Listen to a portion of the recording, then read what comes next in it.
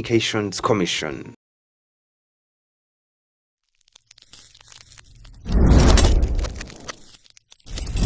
West Nile TV. Meyuder Ingamwa.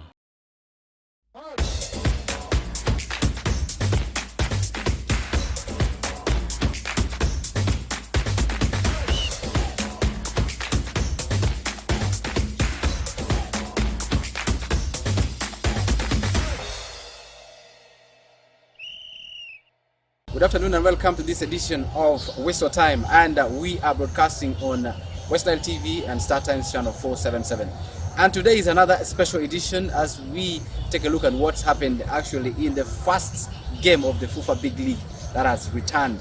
And of course the home team, I'm talking about Calvary, had a draw against Prisons Maroons yesterday, and of course other games that took center stage. But also we look at other games that have been actually that are yet to come. We look at the regional league.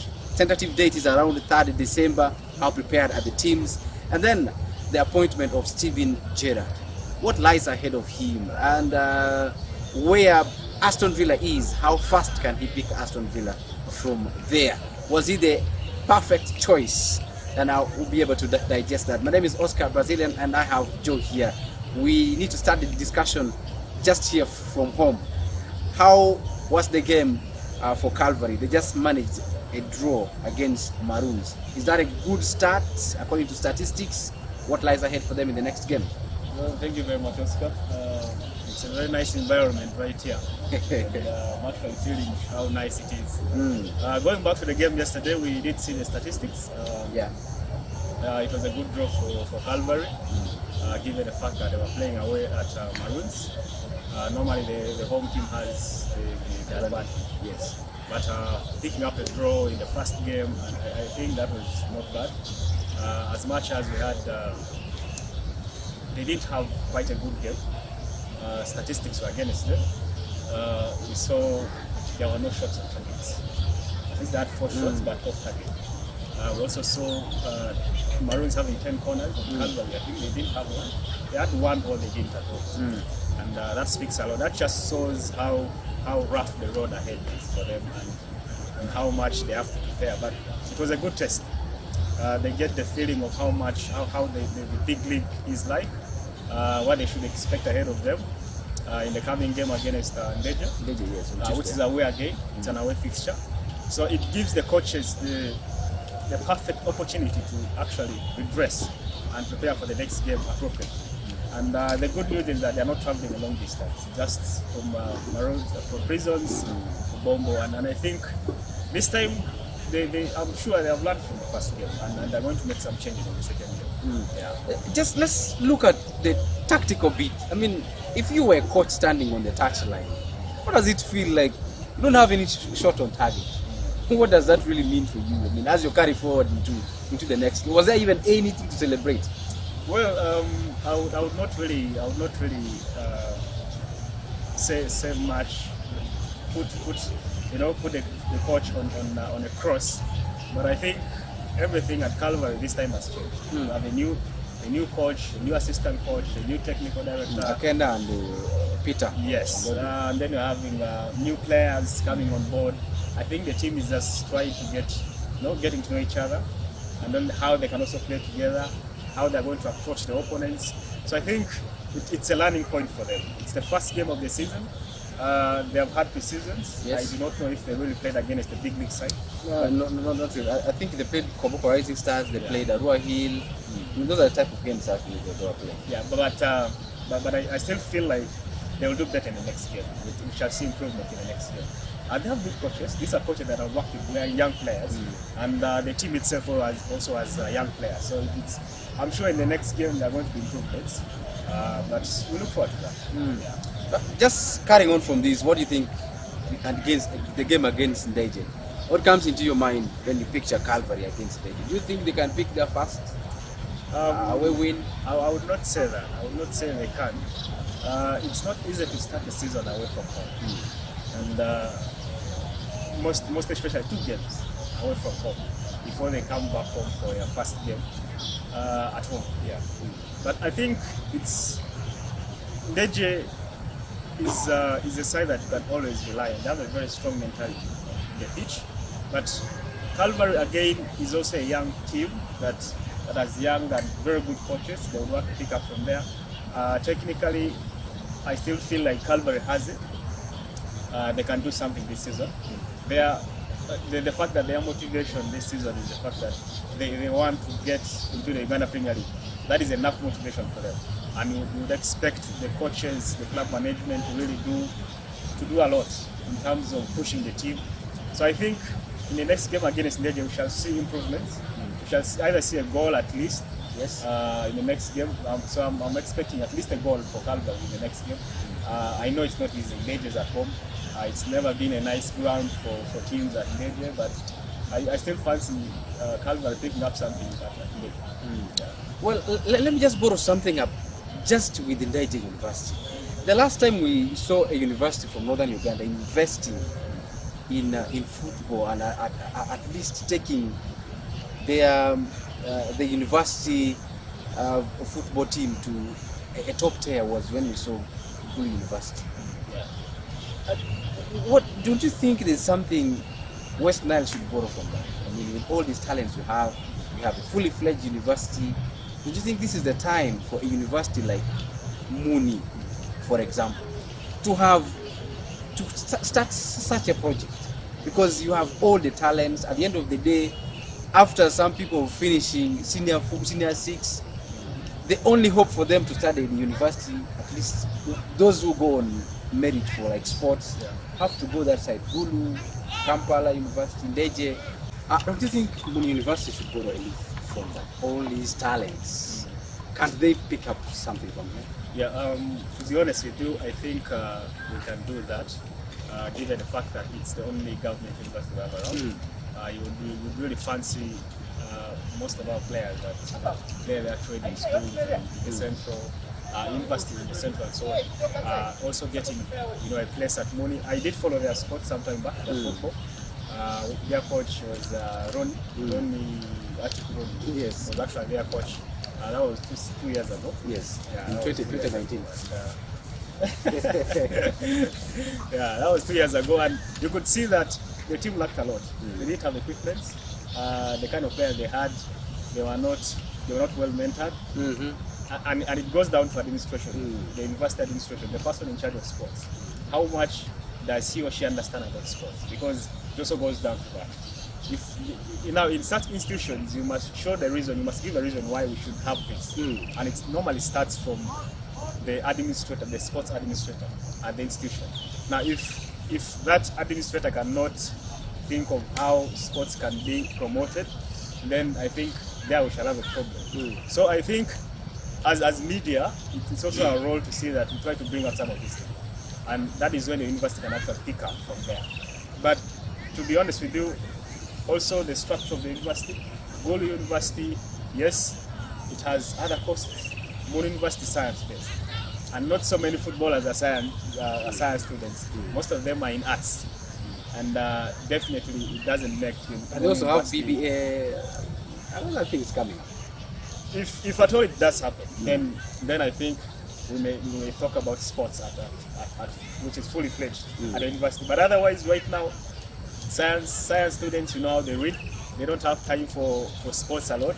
They don't have time for other things a lot. But I'd really love to see the university do something about sports as well. Yeah. Well, it's always a dream that we are always waiting. We want to see whether Muni University would actually can bring up a fully fledged sports team. Maybe football, maybe netball, maybe volleyball. They should actually do all of them. All of these. All the sport disciplines. So that they can be a learning base for all the sporting discipline that we have in West Nile. And looking at that, let's shift a bit to regional league. Tentative dates have been set for 3rd of December. And as you can see today, it's really 13th. And we have just a few days towards that date. Do you see, in terms of preparation, do you see that do you see whether these teams are ready? Well, I've been moving in town. I've been moving around in town to some of these pitches where the regional league clubs actually do train from. Right now we're having scarcity of pitches.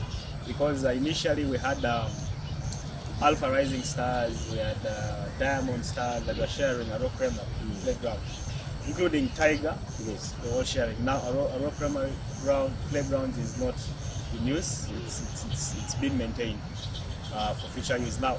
And then I also moved around. I saw our city. Well, just how prepared are the regional league teams now that the tentative date of 3rd December have actually been set aside? In your assessment to the teams that you've been watching training, how prepared? Well, I must tell you the truth. I've not seen a lot of preparations in town, most especially within the city. Teams that are within the city, we have our City FC, we have Alpha Rising Stars, Arua Soccer Academy. Yesterday, I actually saw them training. They were training here. I think if there's a team that has upped its game in terms of training, it's Arua Soccer Academy. They're having daily trainings. I've also seen they're getting more active on social media, trying to update people on how the trainings are going on. I've not seen Alpha Rising Stars training. There are issues; they don't have a pitch at the moment, and they're looking for one. They had earmarked Arua Public, but I think they were denied access. They also tried Vara, and the pitch that Vara is giving them is not the standard that FUFA actually also wants. They also tried St. Joseph's College on Bashi, trying to use the pitch. I think so. They don't have a pitch at the moment. That means the club is not even trained. So that's the level of preparation that we see there. I've seen Arua City FC Training at Niva. Yeah, training at Niva. I also do see. I think they also, at the same level as the Arua Soccer Academy. They seem to be the two teams that are more serious. And then St. Clair is not St. Clair is in the regional league. Fourth division. In the fourth division. We could also talk of Mbara Boys. Yeah, the Mbara Boys have not been at their pitch. I've not actually gone there. But I think those are some of the kind of organized clubs we have around. And definitely, they have a pitch, a very nice pitch that they would be using. Although there were also issues, there were some reports that Alpha Rising Stars would want to share a pitch with them. And it's yet to be seen whether they will accept that. So the levels of preparations, I would say they're not at the peak, they're not as we expected, but there are some things that are doing their best. Of course, many times they are limited by the lack of pitches. You don't have so many pitches in town. Yeah. Well, I've also seen the other side. When you look at teams like Paida, they have their own. Maybe Hot Springs have their own. Maybe Central have their own. They're using the one of maybe Town SS. Yes. But for maybe Hot Springs, they have two actually. They have the one at the Cathedral. Yes. Then the primary school, and then you go to the other side. There's Pakwach. Yeah. They have their own variety actually. So you keep wondering, teams within here, how do they do their preparations? Because if you don't have a standby pitch, why should clubs exist without having their pitches? That's the most common thing now in Arua City. Yes, it is. I mean, but you keep wondering. The most important thing is not really to have the players, but to have the pitch. Yeah. Now they're looking for pitches. Well, do they have any reasons to exist? Now you see, most of our clubs, not just in Arua, but I would say, but Arua is more affected. Yeah. Given the fact that most of the schools we have are private. We have few government schools, and most of the clubs are actually using the pitches of these government schools. Niva, where ACC has gone. Vara, where Alpha is trying to go. We also have Police, Vara where Grid, very many are using. is owned by Kwa PTC. Police is for the force, but Why can some go to Muni University? Munu They have University actually has- very good one. Yes, as they well. have a good one. Yes. I'm yet to learn that Arua Soccer Academy is supposed to play their games at Munu University. I don't know if that is true. It's unconfirmed. But I think the biggest challenge has been the fact that these clubs are just formed to give a platform for young people to play their trade. Yes, and one of the things that is not considered is where they're going to do this. There are no pitches. Even people that are investing in these clubs do not have the money to get land and really come up with a pitch.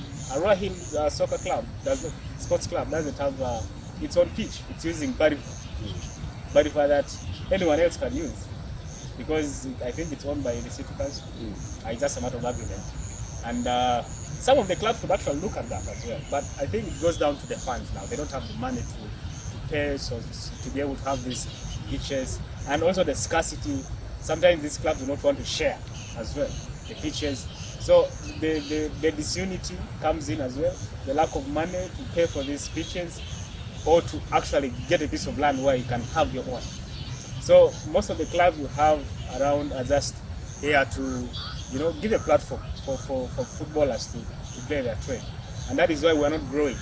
Sports in our country is not growing, because we don't not invest in sports. There are countries where every region or every city at least gets a stadium. And it's not used by one person.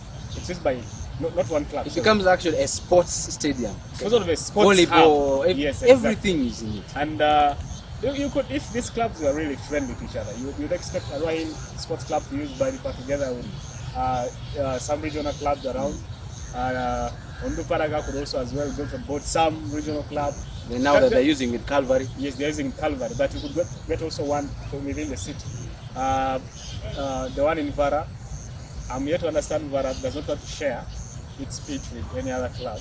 I don't know if that is true, but they would still share with another club.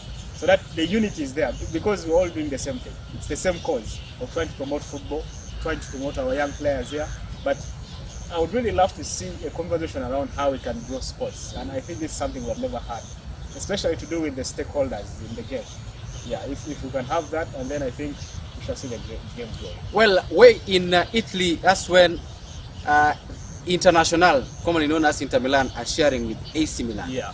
So one team call it Giuseppe Meazza, the other one calls it San Siro, but it's still the same pitch. We'll take a break, and when we get back, we'll be able to take you through to what lies ahead for Uganda Cranes.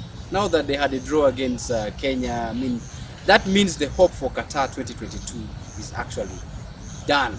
So what is lying ahead for the Uganda Cranes? Should they get off this whole boys, then get the others, get the young lads on board? But don't forget that you can also actually get the best betting tips with Bet Tips Uganda, and you can actually win and win big. We'll get back after here.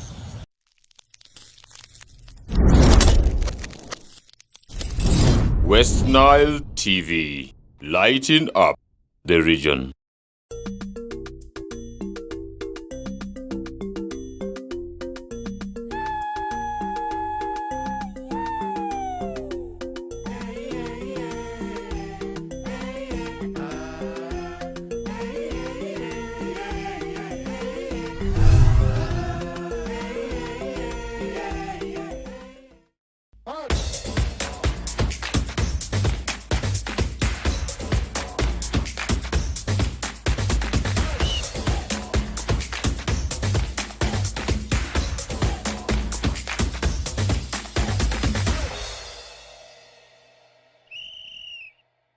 Welcome back from the break, and please keep watching West Nile TV. And also, if you want to win, you can actually get the best betting tips with Bet Tips Uganda, and you can get them online. As we stick through with our discussions, get to know that the other games that are taking center stage today, especially the World Cup qualifiers, where we also said when we come in, we are going to talk about the Uganda Cranes. Now, we want to focus on Uganda, the golden generation that we all thought would even, first of all, qualify us to the AFCON. Didn't make it. The likes of David Obua, the likes of the Eugene Sepuyas, the Nestrois, Chizitos, they all didn't actually make it. Now, the generation that we didn't believe in, at least went to the AFCON twice. But now the World Cup has become a song that we are still yet going to be singing, that Uganda is not making it, not making it, not making it. What should Uganda do? Should they start investing in the youth now and probably think for the future? Or maybe look at Uganda qualifying for World Cup maybe 10 years from now? What should Uganda actually do? Well, that's a very broad question, and it's been a long time coming. Strides have been made over the years. Always come close. Always come close. And even this recent one we had, Uganda was on 8 points, Mali was on 10 points. Uganda had to win that game against Kenya. Unfortunately, they allowed Olunga to score for Kenya at home. Now, the moment you concede, you're on so much pressure. And Mitchell was even panicking. He had to take off his midfielder and bring in a striker and try to throw more bodies ahead, to be able to get a goal. And even the goal that Uganda scored had a lot of controversies. Many people were saying it should have been a foul against the goalkeeper of Kenya. Others are saying that was a goal, but it wasn't enough for Uganda. Now they are not going to be part of the World Cup. As much as there was so much hype around Uganda getting to the World Cup, and even this recent game against Kenya, people were all in the moods like this time we're going. We get a win against Kenya, we do our best against Mali. It was surprising to see Alan Okello not being part of the team. That's always. He's one of the best attackers we have in the country at the moment. I think many sports pundits actually say that Mitchell messed up a bit in that game against Kenya. But speaking of what lies ahead for Uganda has not invested a lot in youth football. Our under 17, the national under 17 league is not happening. It's not taking place at the moment. As much as the Uganda Premier League clubs actually have the under 17 sides, and every side is supposed to be represented. Yes. But now the competitions are not even on. They're not happening. The last time was those days, I think around 2019. Yes. And so the fact that they're not prioritizing the young boys who would actually come up in a system whereby they know what they have to do, they grow up in the game, by the time they get to that level, they can represent the country so well. Now, they're not being given this opportunity. And I think this is where we're lacking so much. Yes, we have invested in women football. Women football, we have invested. We saw our girls recently going up to the finals and losing to Ethiopia. Yeah. Ethiopia, yes, we saw that. The Crested Cranes. Yes, the Crested Cranes. And we've also seen the national side also do something. But again, I think for us we're missing it from the youth side. We're not investing enough in the youth, in the young players. Currently, what FIFA is thinking, or what the plan they have in that, every club should at least promote every season players, youthful players below the age of 21. Yeah. Now the question comes in, where do you get them from? Because not all clubs can afford to have youth set up and the other side. Yes. Yes. So how is this supposed to be done? How practical? And see, the FIFA is supposed to pay clubs. Yes. Every season. There's a time at which they're supposed to, and FIFA doesn't actually do that on time. We've seen many clubs complaining that they do not receive their money on time. Even Onduparaga going to the finals of the Uganda Cup, it took them some time before receiving the money. And sometimes this is how they lag behind. Now, again, you are having a youth side. You are promoting someone from the youth academy to the senior team. How prepared is that person? Is it just because of the pressure of the federation that you must promote, or you really promote on merit that this person deserves to be in the senior team? Those are some of the questions we're raising now. So I think the system does not help. You may promote someone, gets there, before you know, he's now playing the regional league or the fourth division because he's not mentally prepared for that. He was brought on board because the federation says you need to promote your players, your young players. And again, the person you've promoted, does he get the playing time at that level? Is also another issue. Because now you see, football is becoming hard every now and then, and you know, clubs would want to have a stronger team. You look at the Royal Hill. How many players do they get from the academy? I don't think they have. No, not true.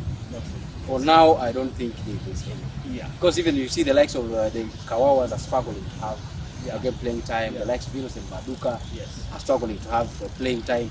These other players, they also battle with Calvary. Junior? Yes, junior. Yeah. You can't see junior anywhere. Yeah. Because every coach would want to get into the game with his best players, with his most experienced players. So where do these young lads have that? So I think our approach in terms of promoting youth football has not been the best. You look at the European teams; they give so much. There's so much interest. There's the under 17, there's the under 23s. Yeah. They have their own leagues going on. Yes, they have their own leagues going on, and that's how much they've invested, and that's why it's easier for England to go to the World Cup. It's easier for Spain to go to the World Cup. It's easier for France to be in the World Cup. Even South Africa, by the way. And South Africa. And Ghana. Yes. Now, as Uganda, you definitely know that we are not invested in the right places in terms of promoting the sport. Well, let us zero it down here to Arua. majority of the stars you see that you can mention in Arua, majority of them pass through the famous Arua Kids League. Yes. How much of a benefit would it be if we still had the Kids League till now? I think with the way football is changing, today it's not just about someone wanting to play. Today people want, it used to be because of passion. Yes. But today it's about how much will I get from this.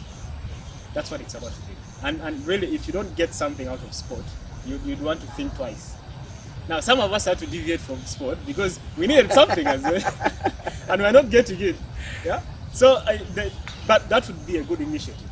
And the last time we had a tournament that really united footballers in this region was the West Nile Cup. The West Nile Cup, yes. Which Sponsored was, by Mulindwa. Mulindwa. As soon as he left office, it also went with him. It died. Now, we are having a situation where we need to promote local sports, local football, but we are waiting for the federation to do something. And I thought, we've had this conversation before, that what if the stakeholders in the game came together and said, okay, what can we do for our young people? What can we do for the footballers in our region?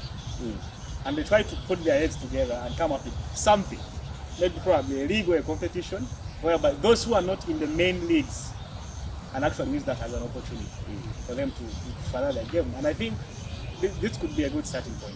And otherwise, anything less than that, I'm not very sure. Well, we'll take another break, and when we get back, we get to know that who shall be heading international. I want to look at players like Paul Pogba. Have they really achieved their potential? What if Paul Pogba was in a team like Manchester City? What would he have achieved? What if he were at Barcelona? What if he were at Real Madrid? How much would Paul Pogba have achieved? And also look at the coming in of Gerrard. How fast can he pick Aston Villa from where they are to where he feels Aston Villa should be? He's one of the biggest teams in Europe, a team that has won the UEFA Champions League, a team with a pedigree. So how far can he take it? We'll get back, but don't forget that Bet Tips is giving you the best sports betting ideas that you can actually stand a chance to win. We'll get back after here.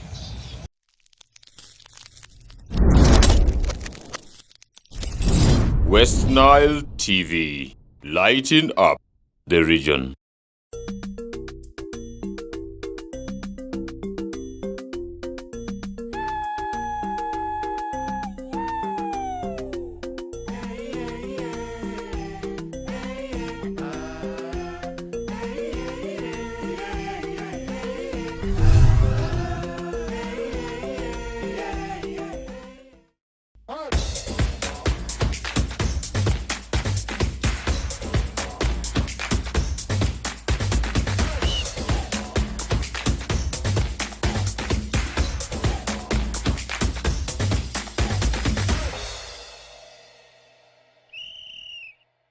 Welcome back from the break, and this is the last segment of today's Whistle Time. As we went into the break, we actually told you that we'll be coming to digest how far Steven Gerrard can actually take Aston Villa, picking over from Dean Smith, who was sacked, having lost 5 games in a row. But let's put that aside and we start with Paul Pogba. How much would Paul Pogba have achieved if he were under a coach like Pep Guardiola at Manchester City, or maybe at Zinedine Zidane at Real Madrid before he left, or maybe perhaps at Barcelona, or maybe as Team PSG? Yeah. Do you think the French international could have achieved better compared to what is happening to him now at Manchester United? Now, I think Pogba got himself in a very unfamiliar situation at United, being under coaches that do not look at him as others did. I think it was under Mascherano. He came when he was at Juventus. Yes, under Allegri. Yeah. Signed him from United as Yes, a 17-year-old. exactly. Now, Pogba at Juventus was like he was like Messi at Barcelona, Ronaldo at Real Madrid. Now, this a kind of player that you can count on anytime. And in other words, he was a special player. We had the Bonucci's in the team, the Dybalas, but he was the main guy. He was the main guy. Now, coming back to United, he came in as also the main guy. Even when Pirlo was still there. Yeah, he was the main guy. He was the guy that would be allowed to roam around, and Juventus would set up a team that can allow him to roam around. And you see, when you let lose a player like that, he can do anything for any time. He has the potential. Now, coming back to United, he found himself in a role. He had to perform a specific role. If playing as a number 11, he plays as a number 11. But Pogba is the kind of player that loves to roam around, moving up and down, left, right, center. To find himself in an advanced role, Exactly. not to be a defensive player. Yes. So at United, it becomes tricky. Now, even the kind of team that is set up by United cannot allow a player to enjoy football without working hard. Cristiano Ronaldo, Except Bruno Fernandes. yeah, Cristiano Ronaldo is finding it very hard because he has to work. And yet at Juventus, he wasn't working. He was only receiving the ball. Now he has to run after the ball. And that becomes very tricky. And I think if people like Pogba are taken to teams like Real Madrid, they'll be stars. Because you have the backing of Toni Kroos, Casemiro, somewhere here. You will move. You'll move. The rest will be done by other players. Your role is only to move. If he goes to PSG, the same thing. Verratti sits there. Jorginho is there. Disagana Gray is there. These are people that can protect for you the defense, that can do anything. Your role is to move. Now you come to United, you have Scott McTominay, Fred. These are people who first of all can't even hold the ball, and you're comfortable. You know, they're not defensively good enough, and that gives Pogba a lot of work to do. He doesn't appear in the pitch. He does one or two things and disappears, but he's there. So I think he has also lost it. If you look at how he's playing now, the kind of passes he's giving, you can see that the player is really exhausted, mentally exhausted, that he can't do it anymore, and probably want to seek for a new challenge, something like that. But I think I would really love to see Pogba move to another club. I don't think he can stay at United anymore. And United actually does know that. If there's any opportunity, do you think Man City? I would fancy Real Madrid. I think would fit best. Under Carlo Ancelotti now. Under Carlo Ancelotti, I would not mind. Yeah. Well, I remember when United let him go, when the first training session at Juventus, Pirlo and Bonucci were talking. I mean, and the way he was controlling the ball, the way he was playing with the ball, they were like, you mean United let a player like this leave? Because they just saw potential. They were like, this is the type of a player a club should not allow to leave. But now they have him back, but they're failing to use him. So, do you think Pep Guardiola can make a player like that better, given opportunity? Well, definitely. You definitely do that, and you can get scared when you see De Bruyne alongside Paul Pogba, and then Rodri sitting somewhere. You definitely get scared, and you know anything. But I think this time is up at United. I don't think he can last for another season under the current situations, and if socially, who really can come in and make Pogba the kind of player that we all know. I think that for me is the main. Unless they bring Jurgen Klopp. Guardiola. Oh, Guardiola. Well, as we wind up, I mean, what lies ahead for Steven Gerrard? We all know he has been a darling at Rangers. Yeah.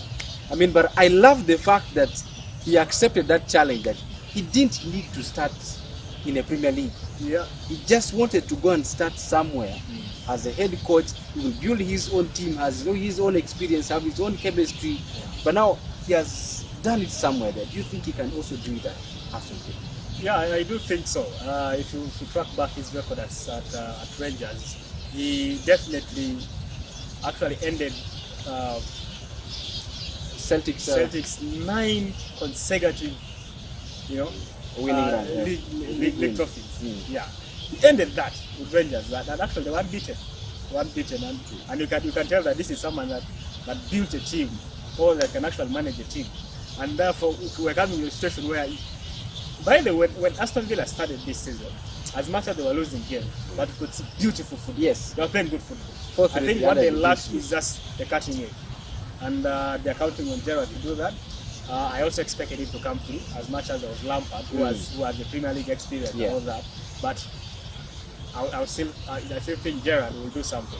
And his stature as a legend in the game, I think the players would want to really prove themselves that they can actually be like him one day. So I would really give it to him that he would do a good job at Aston Villa. Of all the legends, those players who are featured for the former English internationals, whom do you see becoming a future well-established coach? Let's say who will even manage, maybe out of Southgate, will manage the English national team. And among us that in your top 3, who are those people you look at? If you look at how some of them have been performing in the club they've been, they've actually been part of, I still rate Steven Gerrard. I still rate him there. One day I think he would end up at Liverpool if at all his performances keep on getting better. He has a good run at Aston Villa. He may likely be the replacement of Jurgen Klopp at some point if he leaves. I would still think Lampard can come back and really do something, given the fact that at Chelsea did a good job, as much as things never turned out well after the signings and all that. Which other one can I really give a shot for? When Rooney is not doing so well at Derby, so I would not really give it to him that much. But when you see Scott people Parker? Scott Parker Got relegated. I'm yet to see people like Ferdinand. There have been stories that he's now completing his coaching course and soon will also join the game. So, and he's been very controversial in terms of judgments and how he's defending this. Gary Neville. That's a failed project. I would not really fancy them. I won't give it to them. I'll still stick to those two, and because they have proved it. At least they have done it at some point, and I think for now I'll stick to those two. I will not even go as far as Pirlo, because there's also Pirlo that side. Gattuso also is in the game, but I think I'll go with those two for now. Well, we will actually end it here, and don't forget that the show is still continuing. Keep following us, and Bet Tips is here for you to give you the best betting ideas that can make you win and stand a chance of being a big winner with Bet Tips. And this has been the edition of the Whistle Time. Stick to us, keep watching Weststyle TV.